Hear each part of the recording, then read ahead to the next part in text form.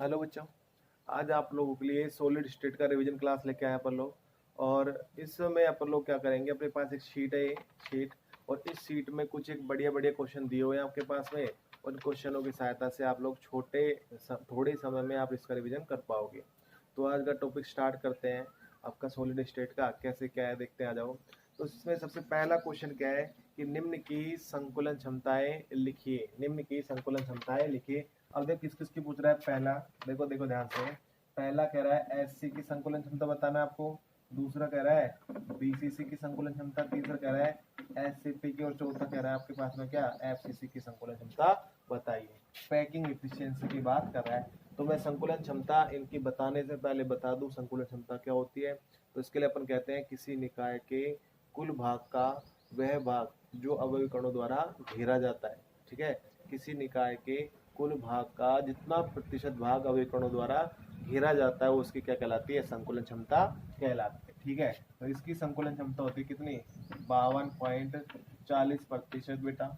ठीक है, इसकी कितनी होती है, 68 ठीक है, और इसकी एससीपी की और ये आपका एफसीसी दोनों की सेम होती है कितनी, 74%। ठीक, ओके। चलो अगला क्वेश्चन देखते हैं। अगला क्वेश्चन क्या कह रहा है बेटा, क्रिस्टलीय और अक्रिस्टलीय ठोसों में अंतर बताइए। देखो केवल नाम लिखा होगा मैं, ये लोग क्रिस्टलीय ठोस, और इधर मैंने ले लिया क्या, अक्रिस्टलीय ठोस। ठीक है ना। तो देखो अक्रिस्टलीय ठोस, अब मैं ये क्या कर रहा हूँ, देखो सबसे पहले सभी को अंतरों को लिखने के जब मैं यहाँ पे एक्सप्लेन करूँ सीधा ही, तो अपन पहले बात करते हैं। पहला जो अंतर है, एक बताओ क्या, परिभाषा सबसे महत्वपूर्ण अंतर होता है। हाँ होता है। तो अपन दोनों की परिभाषाओं को भी डिफाइन कर ले।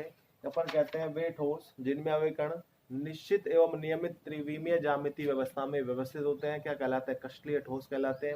और इनमें अपन क्या कहेंगे, अवयवी कण निश्चित एवं नियमित त्रिविमीय ज्यामिति व्यवस्था में व्यवस्थित नहीं होते हैं। ठीक, चलो ठीक है। इसके बाद अपन कहते हैं क्रिस्टलीय ठोस जो होते हैं, इनमें अवयवी कणों की व्यवस्था क्या होती है, फिक्स होती है। फिक्स होने के कारण इनके गलनांक और क्वथनांकों के मान क्या होते हैं, निश्चित होते हैं और तीक्ष्ण प्रकृति के होते हैं। तीक्ष्ण का अर्थ है कि पॉइंट विशेष पर जाकर के अवस्था परिवर्तन को शो करते हैं। ठीक है ना, यानी कि ठोस से सीधा किस में आ गए, द्रव अवस्था में आ गए। ठीक, आ जाओ इधर। अपन कहते हैं क्योंकि अक्रिस्टलीय ठोसों में अवयव कणों की व्यवस्था ही फिक्स नहीं होती है, इस कारण अपन कहते हैं इनके जो गलनांक क्वथनांक है उनके मान क्या होते हैं, अनिश्चित होते हैं, अनिश्चित होते हैं। ठीक है, और ये शार्प भी नहीं होते। शार्प अब ये क्यों नहीं होते, अपन कहते हैं कि अक्रिस्टलीय ठोसों को जब गर्म करते हैं, जैसे प्लास्टिक है, तो प्लास्टिक को जब गर्म करते हैं तो पहले वो मुलायम होती है, फिर उसके बाद एक अर्धद्रव स्थिति निकल के आती है। अर्धद्रव स्थिति ऐसी होती है जैसे हम उसमें ऐसे टच करके आते हैं तो एक धागा जैसा, बाल जैसे स्ट्रक्चर निकल के आती है, देखा होगा आप लोगों ने। तो वो है अर्धद्रव स्थिति। उसके बाद और गर्म कर देते तो कौन सी स्थिति निकल के आती है, द्रव स्थिति निकल के आती है। तो अपन ने इस तरीके से कहा, दो अंतर हुआ आपके, बढ़िया। अब तीसरी बात करते हैं कूलिंग कर्व, शीतलन वक्र। तो अपन कहते हैं कि यहाँ पे अवयवी कणों की अवस्था फिक्स होती है, गलनांक क्वथनांक निश्चित होते हैं, इस कारण इनके शीतलन वक्र क्या होते हैं, असतत होते हैं। कैसे होते हैं, असतत।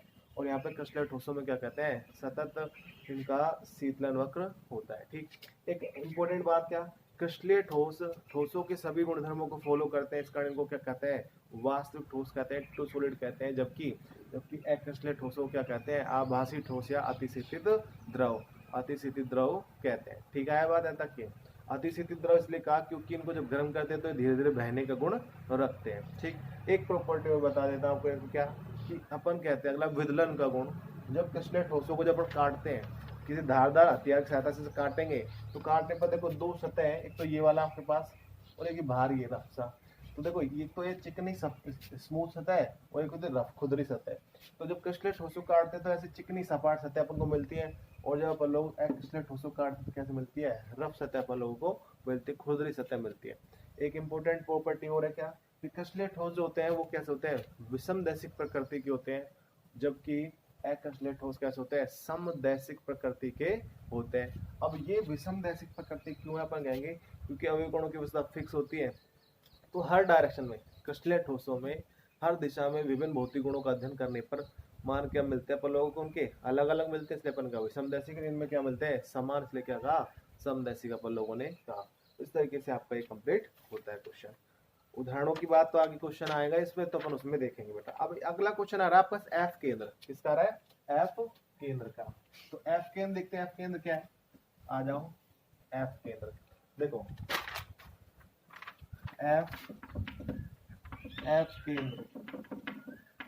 अब देखो सुनना, अपन कहते हैं कि आपका जो नॉन स्टोइकोमेट्रिक दोष आया था उसमें भी कौन सा? धातु आदि का दोष। और धातु आदि का दोष भी कौन सा? ऋणायनिक रिक्तिका उत्पन्न होने के कारण उत्पन्न धातु आदि के दोष। तो अपने जैसे कि ये एक मैंने क्रिस्टल बनाना है एम एक्स एम प्लस, ठीक है, X minus M plus X minus M plus X minus M plus, ठीक है, X minus M plus X minus, ठीक है, एक्स एम एक्स एम।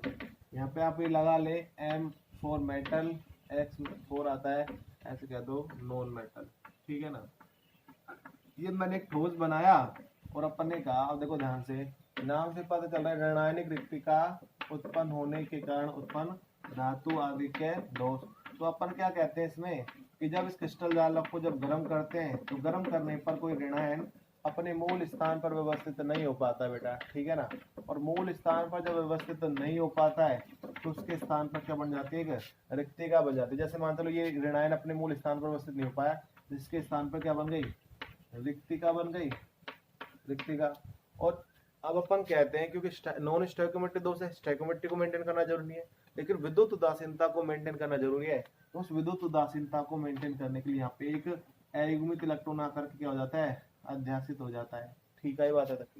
तो इस बिंदु, ऐसा बिंदु जहां पर जालक बिंदु पर अवयवी कण के स्थान पर क्या बैठा हो? अयुग्मित इलेक्ट्रॉन बैठा, उसको क्या बोलेंगे अपन लोग? एफ केंद्र। अपन उसको क्या करते हैं? नाम देते हैं एफ केंद्र। अब एफ केंद्र क्यों नाम पड़ा? तो अपन कहते हैं जर्मन भाषा का एक शब्द होता है फोरबेनजेंटर, ठीक है, उस शब्द से लिया गया है और जिसका अर्थ क्या है? रंग प्रदान करने वाला। बिल्कुल सही। यानी कि ये केंद्र जो है पूरे क्रिस्टल को एक स्पेसिफिक रंग प्रदान करेगा, एक स्पेसिफिक रंग देगा, इसी कारण इसको क्या कहा? एफ केंद्र कह दिया। जैसे अपन कहें कि ये जब दोष उत्पन्न हो जाता है तो नमक का रंग कैसा हो जाता है? पीला पीला, हल्का पीला रंग हो जाता है। ठीक इसी प्रकार अपन बात करें SiCl4 है, उसका कैसा रंग हो जाता है? गुलाबी। KCl का कैसा रंग हो जाता है? बैंगनी रंग हो जाता है। तो ये आपने देखा एफ केंद्र। अगला आता है आपके पास, देखो एक छोटा बड़े चौथे नंबर क्वेश्चन में कुछ छोटे छोटे पॉइंट्स हैं। सबसे पहला पॉइंट आ रहा है आपका क्या? सबसे पहला आ रहा है अपमिश्रित अर्धचालक। अपमिश्रित अर्धचालक, इनका दूसरा नाम भी पड़ता है क्या? बाह्य अर्धचालक। तो अपन कहते हैं ऐसे अर्धचालक जिनमें बाह्य अशुद्धियां उपस्थित होती है क्या कहलाते हैं? अपमिश्रित अर्धचालक कहलाते हैं। दूसरा आपका टॉपिक आता है कौन सा? पैरा वैद्युतता। तो देखो पैरा वैद्युतता में अपन लोग कहें क्या?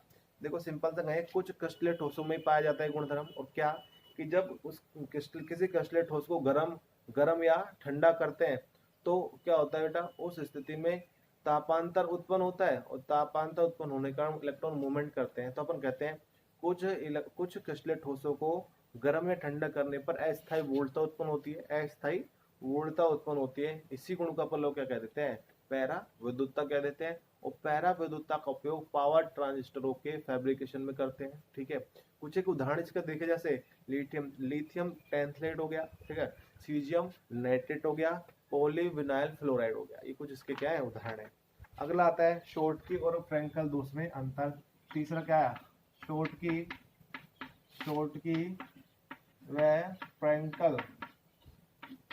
फ्रैंकल दोष में अंतर आपको बताना है।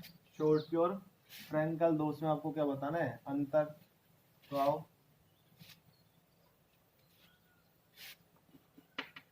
अंतर। तो देखो अंतर के लिए अपन कहें, मैं वैसे एक्सप्लेन कर देता हूं। देखो शॉर्टकी दोष में क्या होता है? देखो पहले तो क्लियर कर लो, शॉर्टकी दोष को शॉर्टकी नामक वैज्ञानिक ने खोजा था आयनिक यौगिकों में सबसे पहले। इस कारण उस दोष का नाम पड़ा शॉर्टकी दोष। उसको फ्रैंकल नाम के वैज्ञानिक ने खोजा था, इस कारण उसका नाम क्या पड़ा? फ्रैंकल दोष पड़ा नाम उसका, ठीक है। उसके बाद अपन कहते हैं कि शॉर्टकी दोष में जब क्रिस्टल जालक को गर्म करते हैं या उसके निर्माण के समय समान संख्या में धनायन और ऋणायन अपने मूल स्थान पर उपस्थित नहीं हो पाते, क्रिस्टल जालक को छोड़ करके बाहर चल जाते हैं, ठीक है। तो उनके स्थान पर रिक्तिकाएं बनती हैं। तो ये तो दोष है कौन सा, शॉर्ट की दोष, क्योंकि यहाँ पे इस दोष में रिक्तिकाएं बनती है, इस कारण इसको क्या कहते हैं, ये दोष अनायनिक यौगिकों के रिक्तिका दोष के समान ही होता है, ठीक है। अपन बात करें साथ में शॉर्ट के दोष है इसमें, क्योंकि क्रिस्टल जालक को छोड़ करके अवकण बाहर जाता है, इसलिए कहते हैं घनत्व में कमी आती है, ठीक है। और दूसरी बात ये कहते हैं कि ये जो शॉर्ट के दोष है वो आयनिक यौगिक दर्शाते हैं जिनमें धनायन और ऋणायन का आकार क्या हो, लगभग समान हो। एक तीसरी बात कि शॉर्ट के दोष उन आयनिक यौगिकों को पाया जाएगा जिनमें समूह संख्या क्या होती है, वो उच्च। अब बात करते हैं कौन की, फ्रैंकल दोष की। तो फ्रैंकल दोष में अपन कहते हैं कि छोटे आकार का धनायन अपने मूल स्थान से विस्थापित होकर के अंतराकाश में चल जाता है और वहां फंस जाता है, ठीक है। क्योंकि यहाँ पे विस्थापित हुआ है छोटे आकार का धनायन, इस कारण इसको क्या कहते हैं, विस्थापन दोष भी अपन लोग कहते हैं, ठीक। अच्छा ठीक है, आगे बात करते हैं इसमें ये दोष है, इस दोष से क्रिस्टल जालक की घनत्व में कोई परिवर्तन नहीं होता, क्योंकि क्रिस्टल जालक में ही वो आपका धनायन फंस के रह जाता है, ठीक है। उसके बाद कहते हैं कि ये दोष उन आयनिक यौगिकों को मिलता है जिनमें धनायन ऋणायन के आकार में क्या हो, पर्याप्त अंतर हो। जैसे थोड़ा धनायन क्या होगा छोटा, ऋणायन क्या होगा बड़ा, ठीक। और अपन कहेंगे साथ में समान संख्या क्या हो, निम्न हो, ठीक। अच्छा अगला एक और है इसमें क्या, लोह चुंबकत्व क्या आ रहा है, चौथा प्रॉपर्टी आ रहा है लोह चुंबकत्व। लोह चुंबकत्व तो अपन कहते हैं वे पदार्थ जो चुंबकीय क्षेत्र में तीव्र रूप से आकर्षित होते हैं क्या कहलाते हैं, लोह चुंबकीय पदार्थ कहते हैं, तथा पदार्थों के गुण को लोह चुंबक कहते हैं। अब बात करें अपन लोह चुंबक गुण पदार्थों में कैसे आता है, तब कहेंगे जब पदार्थ में अधिक संख्या में एक इलेक्ट्रॉन उपस्थित होते हैं तो ऐसे पदार्थ क्या होते हैं, लोह चुंबक गुण प्रदर्शित करते हैं, ठीक। आ जाओ आगे बात करते हैं प्रतिलोह चुंबकत्व। प्रतिलोह चुंबकत्व, अच्छा एक बात तो सुनो, उसमें पहले मैं कंटिन्यू करता हूँ। देखो बात कि वो जो अधिक संख्या में इलेक्ट्रॉन थे वो विद्युत क्षेत्र चुंबकीय क्षेत्र नहीं था तो अनियमित रूप से व्यवस्थित थे, और जब जैसे उन पे विद्युत क्षेत्र लग जाता है तो एक निश्चित दिशा में क्या हो जाता है, अरेंज हो जाते हैं, और जिससे उनका चुंबकीय आघूर्ण का मान मैक्सिमम निकल के आता है, इसलिए वो तीव्र रूप से क्या होता है चुंबकीय क्षेत्र में आकर्षित होते हैं। और वो जो एगमित इलेक्ट्रॉन है, प्रत्येक एगमित इलेक्ट्रॉन छोटे चुंबक की तरह कार्य करता है, जिसको क्या कहते हैं, डोमेन कहते हैं, ठीक है। अब देखो सुनना, अपन कहे अगला आया आपके पास प्रतिलोचन के पदार्थ। तो प्रतिलोचन के पदार्थ में भी जो डोमेन होते हैं लोचन के पदार्थ के समान होते हैं, लेकिन बस अंतर इतना सा होता है कि लोह चुंबकीय पदार्थों में डोमेन इस तरीके से अरेंज होते हैं चुंबकीय क्षेत्र में रखने पर एक दिशा में, ठीक है, एक दिशा में अरेंज होते हैं, लेकिन प्रतिलोह चुंबकीय पदार्थों में ये एक दूसरे के प्रति समांतर क्रम में व्यवस्थित होते हैं ऐसे। तो रिजल्ट क्या आता है, ये प्रति समांतर क्रम में होने के कारण एक दूसरे के चुंबकीय आघूर्ण को क्या कर देते हैं, नष्ट कर देते हैं, इसलिए इनका म्यू का मान क्या होता है, 0 प्राप्त होता है, जबकि इनका म्यू क्या होता है, बहुत ज्यादा बड़ा होता है। एक मिनट उल्टा कर दिया, म्यू का मान बहुत ज्यादा बड़ा होता है, किससे, 1 से। आ गई बात, तो ये बात यहाँ पे आती है। अब देखो सुनना, अगला क्वेश्चन आता है, देखो न्यूमेरिकल आ रहा है 5वें क्वेश्चन में, क्या कि तत्व बी के परमाणु, देखो मैं तो करता चलता हूँ साथ साथ, ये क्वेश्चन बड़े इंपॉर्टेंट होते हैं, इनमें क्या गुणा भाग कुछ करना होता नहीं है, बड़े आसान सवाल होते हैं। तो देखो क्या कह रहा है, सुनना ध्यान से, कि तत्व बी के परमाणु एसिपी जालक बनाते हैं। देखो ये कह रहा है, मैं यहाँ पे डाटा देता चलता हूँ, बी के परमाणु एसिड बनाते हैं और एसिपी में अवयव कणों संख्या कितनी होती है, 6। क्लियर करके चले ध्यान से, तत्व बी के परमाणु एसिड बनाते हैं, एसिपी में अवयव कण कितने होते हैं, 6, ठीक है। आगे क्या कर रहे हैं, ए के परमाणु 2/3 चतुष्फलक रिक्तिकाओं में समाते हैं। अब देखो पहले तो बात ही करो, चतुष्फलक रिक्तिका कितनी होती है, अवयव कणों से दुगनी। चतुष्फलक रिक्तिका ना,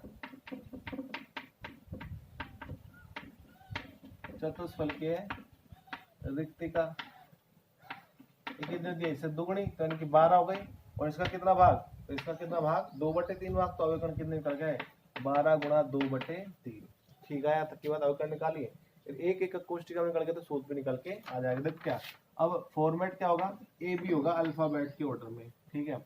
अब ए की संख्या कितने निकाल करके, 12 गुणा 2/3, और बी कितने निकल के 6, ठीक।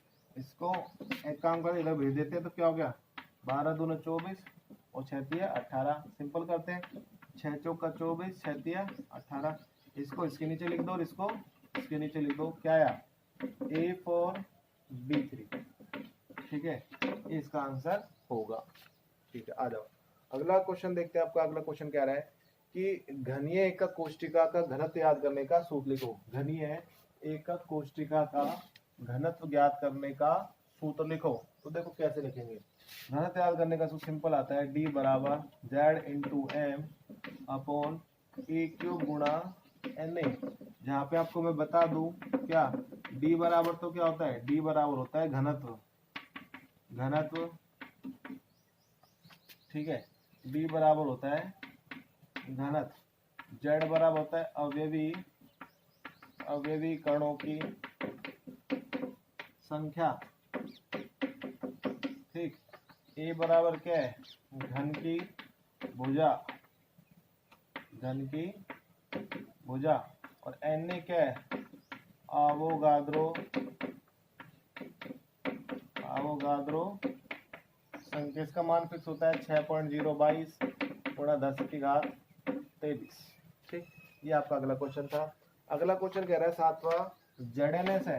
ZNS में किस प्रकार का दोष पाया जाता है, तो आप कहोगे इसमें पाया जाता है फ्रेंकल दोष, फ्रेंकल दोष, ठीक। अगला क्वेश्चन आ गया आपका पास, AGBR है। AGBR, AGBR में कौन सा, किस प्रकार के दोष पाए जाते हैं, तो ये अपन कहेंगे ये दोनों दोष दर्शाता है, शॉर्ट की भी दर्शाता है, शॉर्ट की व फ्रेंकल, फ्रेंकल दोष, ये दोनों आपके पास दर्शाता है बेटा, ठीक। अगला क्वेश्चन आओ।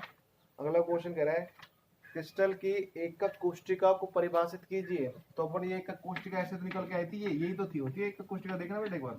तो अपन कहेंगे परिभाषा कर देंगे, क्रिस्टल जालक के निर्माण में भाग लेने वाली वह छोटी छोटी इकाई जिसकी पुनरावृत्ति से क्रिस्टल जालक का निर्माण होता है, वो क्या कहलाती है, एकक कोष्टिका आपकी कहलाती है।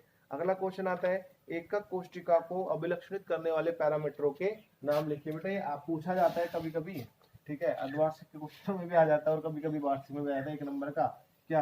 तो अपन कहते हैं भाई एकक कोष्टिका को अभिलक्षणित करने वाले पैरामीटर दो प्रकार के होते हैं। पहला लंबाई के पैरामीटर, लंबाई, अब 3 ही तो अक्ष होते हैं, तीनों अक्षों की लंबाई को व्यक्त करने के 3 पैरामीटर आते हैं, A, ठीक है, B और C, ये लंबाई के पैरामीटर हो गए। और दूसरा अपन कहते हैं अक्षों के मध्य कोणों को व्यक्त करने वाले, तो ये भी 3, अल्फा, बीटा और क्या, गामा, ठीक है। ये कैसे कैसे होते हैं एक बार देख ले बेटा। ये जैसे आपके पास 3 अक्ष हैं, ये X, ये Y और ये क्या, Z। देखा ध्यान से एक बार देखना, ये 3 अक्ष हो गए आपके पास। तो ये देखो इस अक्ष को नाम देते हैं अपन लोग, फिक्स होता है, इसको नाम दिया A, इसको दिया B, इसको दिया C। कोण देखें, ये कोण अल्फा, ये बीटा और ये क्या, गामा, ठीक। जैसे अपन गए घनीय का कोष्टिका के लिए पैरामीटर कैसे होते हैं, घनीय के लिए, घनीय के लिए अपन बोलते हैं A भुजा बराबर होती है B के, B बराबर होती है C के, अल्फा कोण बराबर होता है बीटा के, बीटा बराबर होता है गामा के, ये बराबर होता है 90 डिग्री के। अगर ऐसी स्थिति आती है तो अपन उसको क्या कहेंगे, घनीय का कोष्टिका कहते हैं, ठीक। अगला आओ, अगला क्वेश्चन अपन देखते हैं। अगला क्वेश्चन क्या करें, एक न्यूमेरिकल है। जो भी क्वेश्चन मैंने फॉर्मूला लिखा था, D बराबर Z into M upon NA ऐसे है, तो देखो सुनना ध्यान से। अगला क्वेश्चन दे रहे हैं अपन लोग, जीवन में साथ साथ लिखते चलता हूँ, पढ़ते चलते। देखो कह रहा है एक पदार्थ फलक केंद्रित घनीय क्रिस्टल बनाता है। फलक केंद्रित घनीय मतलब FCC, क्या बना रहा है, FCC बना रहा है। FCC में अवकरण कितने होता है, यानी कि Z बराबर कितना होता है, 4। ये निकालना पड़ेगा दिमाग से। केवल इसने इतना कहा है एक पदार्थ फलक केंद्रित घनीय क्रिस्टल बनाता है। फलक केंद्रित घनीय क्रिस्टल मतलब उसमें एक कोष्टिका कैसी होती है, FCC प्रकार की होती है। FCC में अवकरण कितने होते हैं, 4, यानी कि Z की वैल्यू क्या आ गई, 4 आ गई। उसके बाद कह रहा है यदि एकक कोष्टिका के कोर की लंबाई, कोर मतलब होता है किनारा, तो अपन कहें कोष्टिका कोर की लंबाई, यानी कि A बराबर इसने क्या दिया 630 पिकोमीटर। अब देखो अभी पिकोमीटर रहने देते हैं, आगे देखते हैं किसमें चेंज करना है अपन को। आगे कह रहा है घनत्व, जो आपका घनत्व D बराबर भी इसने दिया आपके पास कितना, 1.984 ग्राम प्रति सेंटीमीटर क्यूब। देखो CGS मात्रक है, ऐसा ही मात्रक नहीं है, तो इसको अपन को किस में बदलना पड़ेगा, सेंटीमीटर। पिकोमीटर को जब सेंटीमीटर बदलते हैं तो 10 की घात माइनस 10 से गुणा करते हैं, तो आ जाओ क्या लिख दो, 630 गुणा 10 की घात माइनस 10 सेंटीमीटर, हो गया ना। अगला देखते हैं, अगला क्या करें, पदार्थ के मूल द्रव्यमान यानी कि M की गणना करवा रहा है। Na क्या होता है पास फिक्स होता है, कितना होता है 6.023 गुणा 10 की घात 23, ये फिर 6.22 है। तो अब देखो मात्रक तो पता है, ग्राम प्रति मोल निकल के आएगा, तो अपन सीधा देखो फॉर्मूला क्या है, आपको हमेशा गिवन बताना है, उसके बाद फॉर्मूला बताना है। फॉर्मूला क्या है, डी बराबर जेड इंटू एम अपॉन ए क्यूब गुणा में एन ए। आपको क्या चाहिए, एम चाहिए, तो इसका फॉर्मूला क्या बना, आपको इसका फॉर्मूला एम बराबर D into A cube into N A और अपॉन में क्या गया जेड। ये आएगा, देखने में सारा बढ़ गया ना। तो देखो मैं वैल्यू पुट कर रहा हूँ, वैल्यू देखो सबसे बराबर एम बराबर डी की वैल्यू क्या आपके पास में 1.984 गुणा में ए की वैल्यू क्या पास 630 गुणा 630 स्क्वायर क्यूब करा बेटा मैंने, और ये 10 की घात माइनस 10, इसका टोटल कर दे साथी 10 की घात माइनस 30 है ना, और गुणा में क्या करना है एन ए यानी कि 6.022 गुणा 10 की घात ये लो 23 और बटे मैंने क्या कर दिया 4। इसको सोल्व करोगे ठीक है तो आपका क्या निकल के आएगा, आंसर निकल करके आएगा बेटा। ये सोल्व अपने लेवल पे करो बेटा, ठीक। हाँ अगला क्वेश्चन देखते हैं। अगला क्वेश्चन क्या रहा है, अगला क्वेश्चन जालक बिंदु से आप क्या समझते हो, जालक बिंदु लैटिस पॉइंट, जालक बिंदु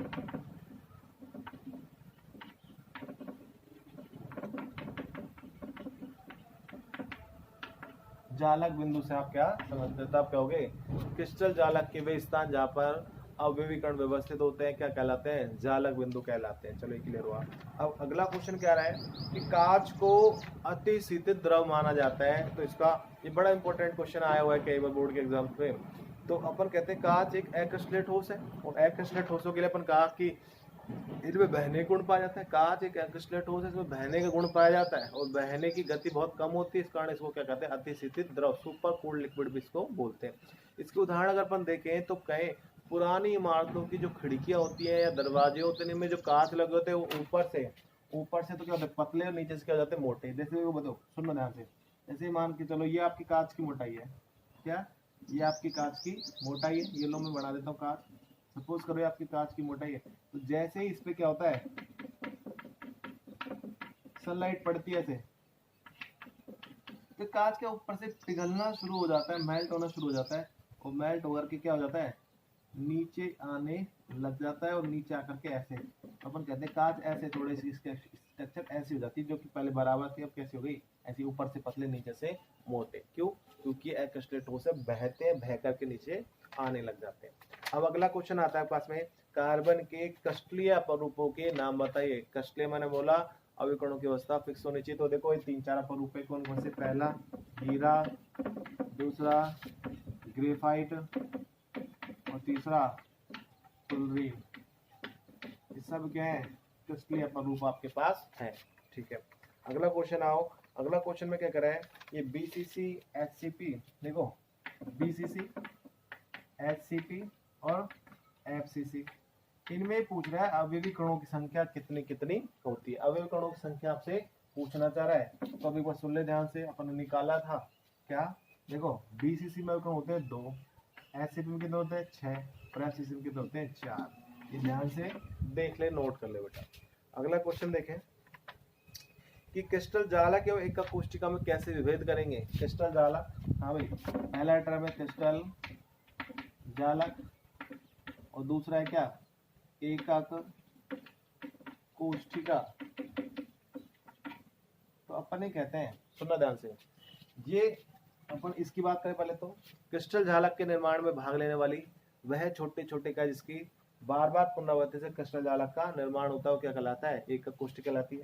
और अपन कहते हैं ये इसकी पुनरावृत्ति से तो ये बनता है, और ये इसकी क्या होती है सबसे छोटी इकाई होती है। ये एकक कोष्ठिका इसकी सबसे छोटी इकाई है, इसकी बार बार पुनरावृत्ति से क्या होता है क्रिस्टल जालक का निर्माण होता है। तो अपन ऐसे कह सकते हैं क्रिस्टल जालक को, क्रिस्टल जालक की एकक कोष्ठिका की बार बार पुनरावृत्ति से त्रिविम में बार बार पुनरावृत्ति से बनने वाली संरचना क्या कहलाती है, क्रिस्टल जालक कहलाती है। आओ अगला क्वेश्चन आता है का समदैशिकता और विषमदैशिकता में अंतर या समदैशिकता और विषमदैशिकता को समझाइए। तो अपन कहते हैं कि समदैशिकता अक्रिस्टलीय ठोसों का अभिलाक्षणिक गुणधर्म है, और इनमें जब विभिन्न दिशाओं में जब अपन विभिन्न गुणों का अध्ययन करते हैं, विभिन्न भौतिक गुणों का, जैसे जैसे कठोरता, तन्यता, आघात, पदनीयता, परावर्तनांग, अपवर्तनांग इनके अध्ययन करते हैं तो हर दिशा में क्या मिलते हैं, समान मिलते हैं, इसलिए इनको क्या कहते हैं, समदैशिक। जबकि अक्रिस्टलीय ठोसों में इनके मान हर दिशा में क्या मिलते हैं, अलग अलग मिलते हैं, इसलिए इनको क्या बोलते हैं, विषमदैशिक बोलते हैं। अच्छा ठीक है, अगला आओ, षटकोणीय निबिड़ संकुलन एवं घनीय निबिड़ संकुलन में अंतर बताइए। इससे अंदर आ गया षटकोणीय यानी कि एससीपी हेक्सागोनल क्लोज पैकिंग और क्या सीसीपी, इनमें अंतर पूछ रहा है। तो मैं आपको बता दूं कि इसमें पहली व तीसरी परत क्या होती है, संरेखीय होती है ऊर्ध्वाधर रूप से, जबकि इसमें कौन सी थी, पहली व चौथी संरेखीय, पहली व चौथी परत संरेखीय होती है। इसमें अभिकरणों की व्यवस्था क्या मिलती है, ए बी व्यवस्था आपको प्राप्त होती है, जबकि इसमें क्या होती है, ए बी सी व्यवस्था आपको प्राप्त होती है। ठीक है, बात है कि और इसमें अवयवीकरणों की संख्या कितनी होती है, इसमें 6 होती है, इसमें कितनी होती है, 4 होती है। ठीक, इसकी एकक कोष्ठ कैसे होती है, षटकोणीय प्रकार की होती है, षटकोणीय यानी कि इसकी संरचना षटकोणीय होती है, जबकि इसकी कैसे होती है, घनीय। आई बात, तो इनकी कुछ अंतर थे बेटा। अगला क्वेश्चन आओ, अगला क्या करें कि NaCl को MgCl2 के साथ अपमिश्रित किया जाए तो किस प्रकार का दोष उत्पन्न होता है। यानी कि अपन कह रहे हैं NaCl है और साथ में कौन है आपके पास, MgCl2, दोनों को अपमिश्रित कर मिला दें तो कौन सा दोष उत्पन्न होगा, तो अपन कहेंगे अशुद्धता दोष उत्पन्न होगा। NaCl के क्रिस्टल में Na+ के स्थान पर कुछ Mg+2 आयन जा करके अध्यासित हो जाएंगे, जमा हो जाएंगे और Na+ को बाहर कर देंगे। ठीक है, तो अशुद्धता दोष यहाँ पे बनेगा। अच्छा, एक सबसे महत्वपूर्ण क्वेश्चन ये अगला क्या आ रहा है, ये ऐसे क्वेश्चन आने के समय होते हैं। देखो, नमक का गलनांक जो होता है तीक्ष्ण होता है। तीक्ष्ण मतलब एक पर्टिकुलर बिंदु पर जाकर के वो क्या जाता है, 801 होता है इसका, 801 केल्विन है ना। तो एक तीक्ष्ण बिंदु पर जाकर क्या होता है, अवस्था परिवर्तन शो करता है, जबकि कह रहा है जबकि कांच का नहीं होता है। कारण दो, तो अपन कहेंगे नमक तो क्या है, क्रिस्टलीय ठोस है, और जबकि कांच क्या है, क्रिस्टलीय ठोस है, इस कारण से होता है।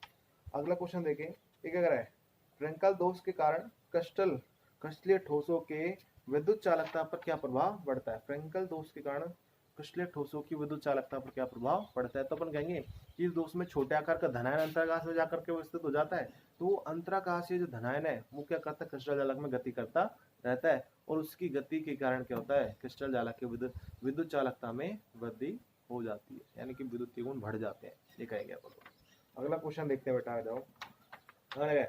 सरल घनीय धातु के क्रिस्टल में संकुलन क्षमता कितनी होती है। ठीक है, गणना करवा, लेकिन गणना नहीं करें क्योंकि बड़ा ज्यादा हो जाएगा। देखो क्या, तो सरल घनीय जो है ऐसे प्रकार की संकुलन क्षमता कितनी, 52.40% आप निकाल लोगे। इसमें भाई आपका फॉर्मूला आ जाएगा, अवयवकणों द्वारा घेरा गया आयतन बटे निकाय कुल आयतन गुणा में 100, अवयवकणों द्वारा के इसमें SC में कितना घेरा जाएगा, 4/3 πr³ घेरा जाएगा। ठीक है, और नीचे A की जगह रखोगे आप लोग, A की जगह रखोगे आप लोग 2r³, फिर आप लोग काट दोगे। ठीक, तो आपको 52.40% निकल के आएगा। अगला क्वेश्चन देखते हैं अपन लोग। अगला क्वेश्चन क्या आ रहा है कि BCC, FCC और SC की संरचना बनाइए। भाई संरचना से समझाइए, तो आज हम बनाते हैं। आओ ये चलते हैं, ये BCC, FCC और SC। मैं एक काम करता हूँ, ऐसे ले लेता हूँ। तो देखो एक बार सुनना है, एकक कोष्ठिका ऐसी कैसी होती है, ऐसे प्रकार की, तो ये बनाया। इस प्रकार की एकक कोष्ठिका में अवयवीकरण केवल कोनों पर व्यवस्थित होते हैं। ठीक है, और इसमें जालक जो बिंदु है, जालक बिंदु वो कितने होते हैं, 8, और अवयवीकरण कितने होते हैं, 1। ठीक, BCC की बात करते हैं, इसमें अवयवीकरण प्रत्येक कोनों के साथ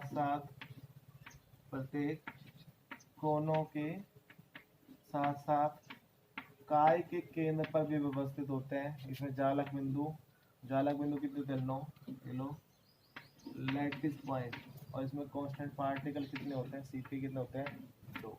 ठीक, और FCC की बात करें अपन लोग, इसमें अवयवीकरण प्रत्येक कोनों के साथ साथ प्रत्येक फलकों के केंद्रों पर भी व्यवस्थित होते हैं। ठीक है, ये लो एक फलक, दूसरा, तीसरा, चौथा, पांचवा और ये छठा। इसमें लैटिस पॉइंट कितने आए, जालक बिंदु कितने आए, 14, और कांस्टेंट पार्टिकल कितने आते हैं इसमें, 4। ठीक है, इस तरीके से आपकी बात बनती है। अगला क्वेश्चन देखते हैं। एक तत्व का एक न्यूमेरिकल आ रहा है आपके यहाँ पर से, देखते हैं गिवन में क्या क्या वो लिख देते हैं, फिर आगे की बात करेंगे।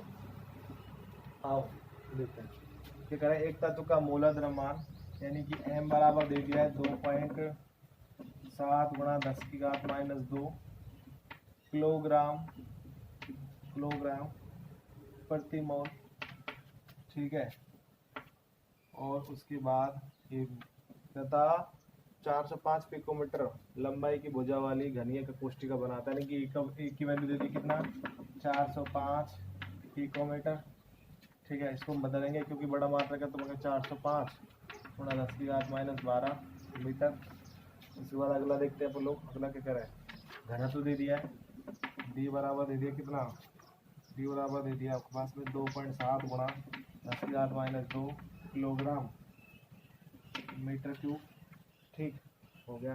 तो देखो अब इसमें क्या है, घन एकक कोष्ठिका की प्रकृति बताइए। एकक कोष्ठिका घनी प्रकार की, इसमें भी कौन से बीसीसी प्रकार की, एससी प्रकार की या एफसीसी प्रकार की।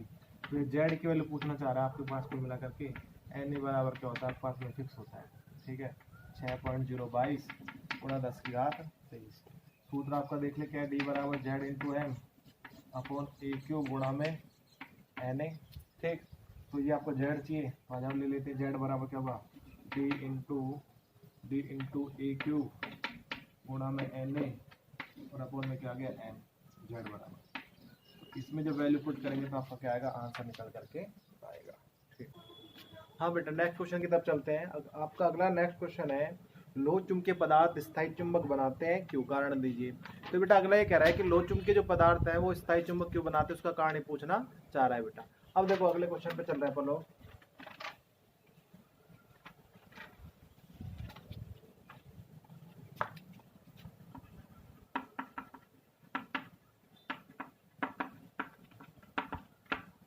लोह चुंबकीय पदार्थ की बात करें, कह रहे स्थायी चुंबक बनाते हैं क्यों। तो अपन ने पहले ही बताया, एक क्वेश्चन पहले भी आ चुका है कि लोह चुंबकीय पदार्थों में अधिक संख्या में युग्मित इलेक्ट्रॉन पाए जाते हैं, ये लो ये रहे, और ये प्रत्येक जो युग्मित इलेक्ट्रॉन है वो लघु चुंबक की तरह कार्य करता है, ठीक है ना। और एक बात और, चुंबकीय क्षेत्र के अनुपस्थिति में ये अनियमित रूप से व्यवस्थित रहते हैं। जैसे ये डोमेन है, ये डोमेन जैसे इन्हें चुंबकीय क्षेत्र में रखते हैं अपन लोग, तो चुंबकीय क्षेत्र में रखने पर ये डोमेन एक निश्चित क्रम में क्या हो जाते हैं, व्यवस्थित हो जाते हैं। ये लोग निश्चित क्रम में व्यवस्थित होता है। क्रम में व्यवस्थित हो जाने का इनका चुंबकीय आघूर्ण क्या हो जाता है, म्यू, मैक्सिमम प्रोड्यूस हो जाता है। और ये व्यवस्था चुंबकीय क्षेत्र हटा लेने के बाद में भी बनी रहती है। इस कारण अपन कहते हैं कि लोह चुंबकीय पदार्थ स्थायी चुंबक का निर्माण करते हैं, स्थायी चुंबक का निर्माण करते हैं। अब देखिए एक बार ध्यान से देखना, ये जो व्यवस्था है तब तक बनी रहती है जब तक कि लोह चुंबकीय पदार्थ पर हथौड़े से या किसी वस्तु से प्रहार ना किया जाए और या उसको गर्म ना किया जाए, जब तक ये स्थायी चुंबक तो इसका बना रहेगा। अगले क्वेश्चन पे आते हैं। अगला क्वेश्चन क्या कह रहा है कि निम्नलिखित ठोसों के प्रकार बताइए। अब ठोस देखा ऊपर ध्यान देखना, ये पूछना चाह रहा है आयनिक है या फिर आणविक है या फिर धात्विक, कौन सा है। तो आ जाओ बात करते हैं। देखो सबसे पहला ये दे रखा है इसने क्या, SO2, क्या दे रखा है, SO2। अब SO2 को पता है कि ये कौन सा ठोस बनाएगा, देखो मैं पहले पूरे लिख देता हूँ। SO2, दूसरा कह रहा है ठोस NH3, तीसरा कह रहा है कष्टलीय I2, ठीक है। चौथा कह रहा है ग्रेफाइट और पांचवा CCl4, ठीक है। और छठा आपको कह रहा है निम्न ताप पर H2 हाइड्रोजन ठोस, ठीक है बेटा। अब देखो समझिए एक बार ध्यान से क्या कह रहे हैं अपन कि यहाँ पे देखें ये आणविक ठोस है। आणविक ठोस भी कौन सा, ध्रुवीय वाला, क्योंकि इसमें इसकी संरचना ऐसी टाइप में कुछ होती है। देखो एक बार ध्यान देखें, और ये ध्रुवीय संरचना पोलर, तो इसलिए अपन कहते हैं ध्रुवीय आणविक ठोस है। तो अपन ने कहा ये लो मैं लिख देता हूँ ऊपर कैटेगरी, ध्रुवीय आणविक ठोस कौन आ रहा है, SO2। ये देखिए ये वाला NH3 कैसा, हाइड्रोजन बंधित आणविक ठोस, यानी कैसा ठोस जो हाइड्रोजन बंध बनाने में सक्षम होता है। तो अपन लिख दिया हाइड्रोजन बंधित आणविक ठोस, कौन, NH3। तीसरा अपन बात करते हैं ये क्रिस्टलीय है I2 यानी कि कैसा है अध्रुवीय आणविक ठोस है आपका, क्योंकि इसमें कोई भी दोनों एटम समान है इसलिए बॉन्ड का अपन कहते हैं बॉन्ड के इलेक्ट्रॉन बीच में ही रहते हैं। ठीक, अगला आओ ग्रेफाइट आपको पता है कैसा है, ये ग्रेफाइट आपका सह संयोजक ठोस है। ग्रेफाइट में आता है कौन सा, ये लो सह संयोजक ठोस, कौन, ग्रेफाइट है। और चौथी बात करते हैं क्लोरोफॉर्म, ये सॉरी कार्बन टेट्राक्लोराइड, तो इसकी संरचना सिमेट्रिकल होने के कारण ये कौन सा हो जाता है अध्रुवीय। तो अध्रुवीय में अपन लोग अध्रुवीय में एक तो आया कौन सा अपने पास I2 और दूसरा कौन आ गया पास में CCl4, ठीक है। और निम्न ताप पर हाइड्रोजन गैस भी कौन सा है अध्रुवीय आणविक ठोस है निम्न ताप पर। तो इस तरीके से आपके क्लियर होते हैं। अगला क्वेश्चन चलते हैं अपन लोग। अगला क्या कह रहा है कि विद्युत चालन के आधार पर, या कह दो भाई चालकता कोटि के आधार पर अर्धचालक व अचालक को परिभाषित करना है, समझाना है कि अर्धचालक तो कौन सा है और अचालक कौन सा है। तो अपन चालकता कोटि के आधार पर, तो देखो चालकता की कोटि के आधार पर मैंने कहा दो चीजें पूछी तुमने, क्या, एक तो पूछा है अचालक पदार्थ, दूसरा इसने क्या कहा है, अर्धचालक पदार्थ। तो तीसरा अपन अपने तरफ से ले लेते हैं, क्या, कौन बच गए, ये आ गया चालक पदार्थ। देखो चालकता कोटि बात करें, चालकता कोटि या परास की बात करें तो अचालकों की होती है 10⁻⁻20 ओम इनवर्स मीटर इनवर्स से कितना 10⁻10 ओम इनवर्स मीटर इनवर्स। इसकी होती कोटि 10⁻6 ओम इनवर्स मीटर इनवर्स से 10⁻4 ओम इनवर्स मीटर इनवर्स। ठीक, और इसकी चालकता परास होती कितनी 10⁻4 ओम इनवर्स मीटर इनवर्स से 10⁻7 ओम इनवर्स मीटर इनवर्स कोटि। ध्यान रखें एक बात, क्या, कि सबसे ज्यादा सर्वाधिक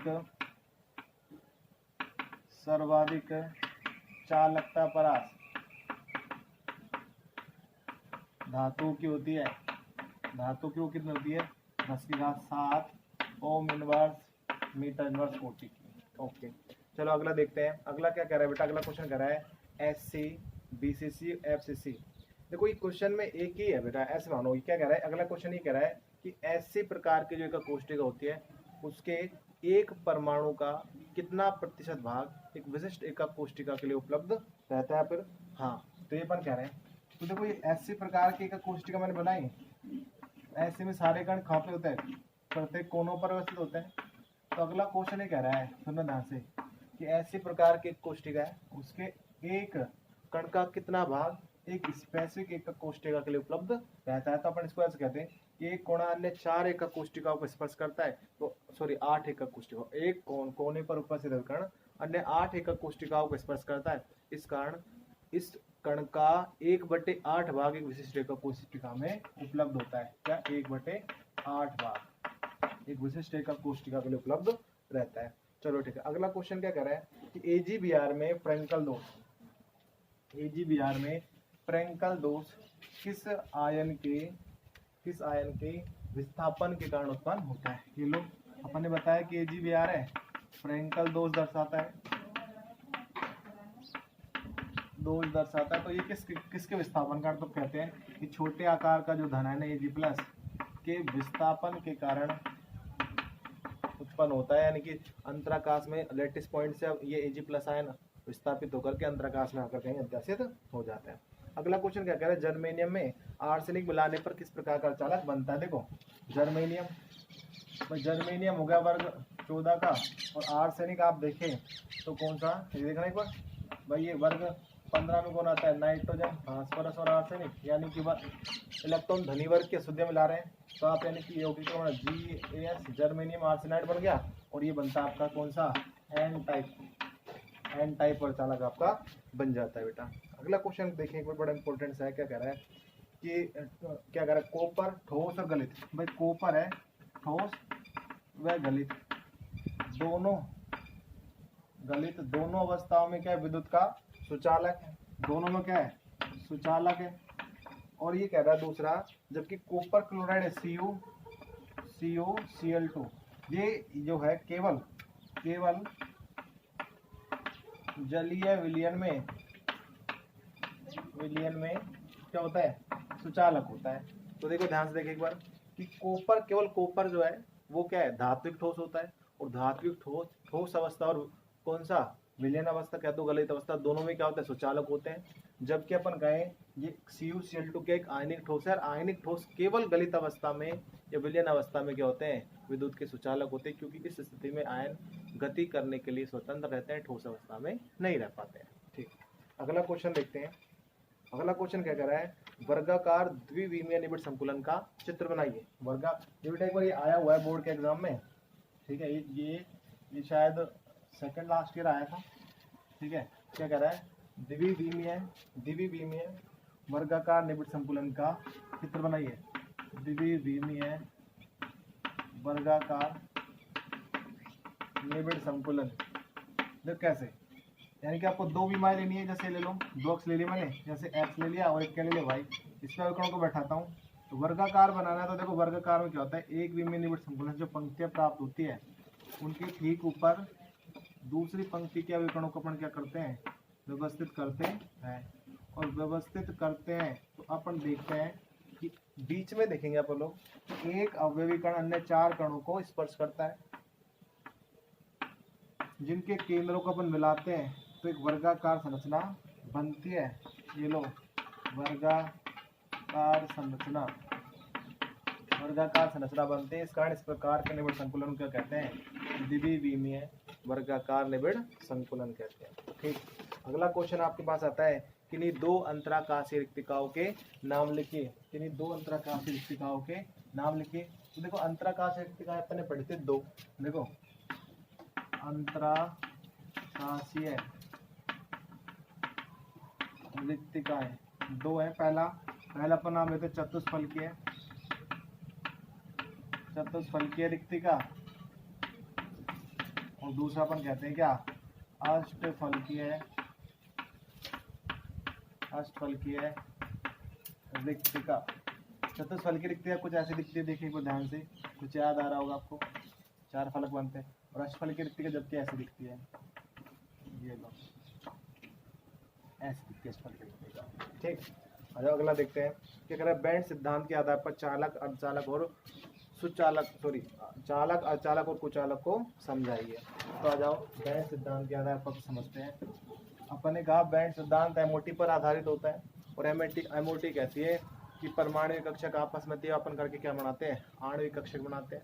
और अपन कहते हैं धातुओं में इन आणविक कक्षकों की ऊर्जा इतनी पास होती है कि एक दूसरे पर व्यवस्थित होकर के बैंड या पट्टिका का निर्माण करते हैं। ठीक, आगे अपन कहते हैं कि बैंड भी दो प्रकार के, एक तो ऐसी बैंड जो पूर्णतः इलेक्ट्रॉनों से भरी होती है, जो पूर्णतः इलेक्ट्रॉनों से भरी होती है उसको बोलते हैं क्या, संयोजी बैंड।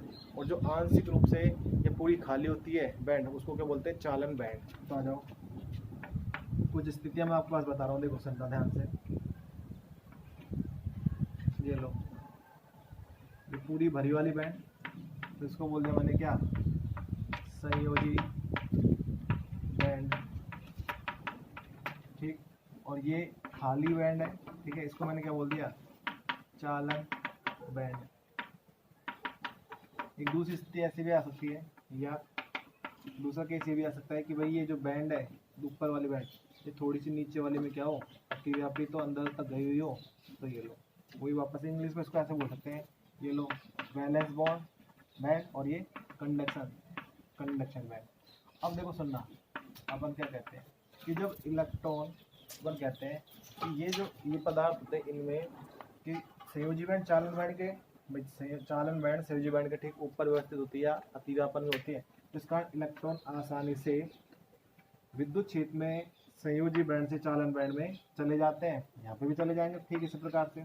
और जिन पदार्थों में इलेक्ट्रॉन संयोजी बैंड चालन बैंड में चले जाते हैं वो क्या होते हैं, चालक पदार्थ होते हैं। क्या होते हैं, चालक पदार्थ। और दूसरे की बात करें, एक पदार्थ ऐसे होते हैं जिनमें कंडक्शन बैंड, चालन बैंड और संयोजी बैंड के मध्य ऊर्जा अंतराल बहुत ज़्यादा होता है। ये बीच का जो गैप है ना, एनर्जी गैप, को बोलते हैं वर्धित क्षेत्र ऊर्जा अंतराल ये ज़्यादा होता है, तो इसमें क्या इलेक्ट्रॉन संयोजी बैंड से चालन बैंड में नहीं पहुंच पाते हैं, विद्युत क्षेत्र लगाने के साथ ताप बढ़ाते हैं तो भी। इस कारण अपन कहते हैं ये क्या होते हैं, ये कुचालक होते हैं। कुचालक पदार्थ की तरह व्यवहार करते हैं। और एक पदार्थ ऐसे होते हैं इनमें जो एनर्जी गैप होता है ये वाला एनर्जी गैप वो थोड़ा कम होता है। कैसे, ये ऐसे कुछ, ठीक। ये आपकी वैलेंस बॉन्ड बैंड और ये आपकी क्या कंडक्शन बैंड। इसमें इलेक्ट्रॉन विद्युत क्षेत्र लगाने के साथ थोड़ा सा ताप बढ़ाते हैं तो ये आराम से कहाँ चल जाते हैं, वैलेंस बैंड से संयोजी बैंड में चले जाते हैं। चले जाने के कारण क्या होते हैं, ये अर्धचालक की तरह व्यवहार करते हैं। कुछ एक इलेक्ट्रॉन जाते हैं, अर्धचालक की तरह व्यवहार करते हैं। ठीक, चलो अच्छी बात है। तो इस तरीके से आपने ये आज कुछ एक इम्पोर्टेंट क्वेश्चनों को करके आपका जो पहला चैप्टर सॉलिड स्टेट का रिवीजन किया। ठीक है बेटा, चलो ठीक है, शेष अगले लेक्चर।